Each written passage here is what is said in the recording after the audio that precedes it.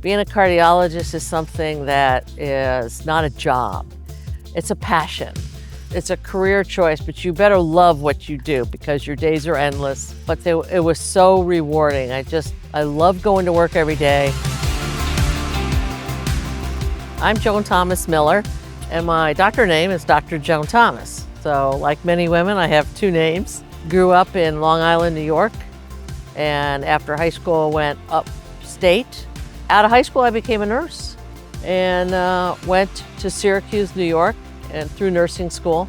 Then I became a nurse practitioner, still working in cardiology. And then the cardiologist just said, "Joni, you gotta go to medical school."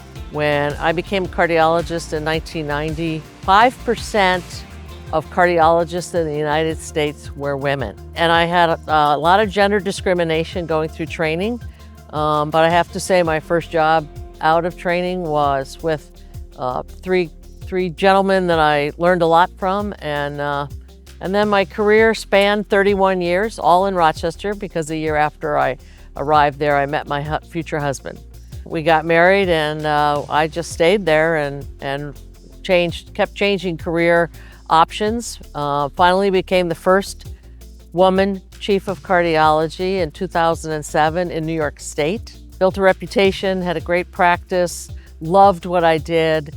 Every day was different. I never knew what to expect. When I retired in 2021, I had over 1,000 patients. I had some friends when I was working out at the gym that said, "Joan, you have got to write your memoirs." You know, we would tell stories back and forth, and I think other people's stories were pretty interesting, but they go, no, you gotta write your memoirs. And I go, oh, who's gonna wanna read about me? But they convinced me to give it a shot. So I found a writer who is a professor of English at SUNY Brockport in upstate New York. And she and I went on a 2-year journey through COVID. So after 2 years, we finally published it. And it came out in 2022. My goal in writing the memoirs was the good, the bad, and the ugly. It was to highlight the career and the steps that I took, but not to disguise the gender discrimination I went to, but to say, we solved some of the problems. I feel like I stood on the shoulders of physicians before me, women physicians. And now I want other younger women coming along not to be afraid of thinking of medicine, being a cardiologist, which is still a male-dominated field, but stand on our shoulders because we broke a lot of ground.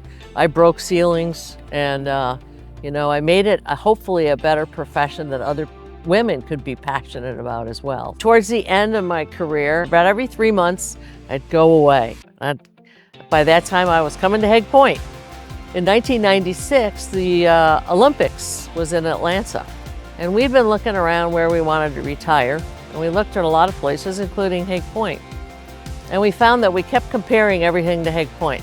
So that fall, after the Olympics, we said, we're gonna come here for a whole week, and we're gonna immerse ourselves at Hague Point, and we're gonna decide if we like it or if it's for us. And I think we liked it because at the end of the week, we bought property. And the rest is history. So we've been here, initially it was vacation time, and then my husband was 12 years older than me, and so he started spending winters here, and I'd fly back and forth while I was still practicing as a cardiologist and being chief.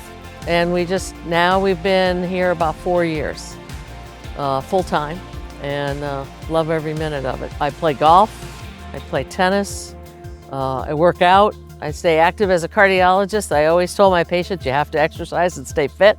Besides the beauty of it, it's a much slower pace. It allows you to smell the roses and drive down the street in a golf cart, not a car, and just really take in the beauty of everything around you. And it's quiet. What's not to like?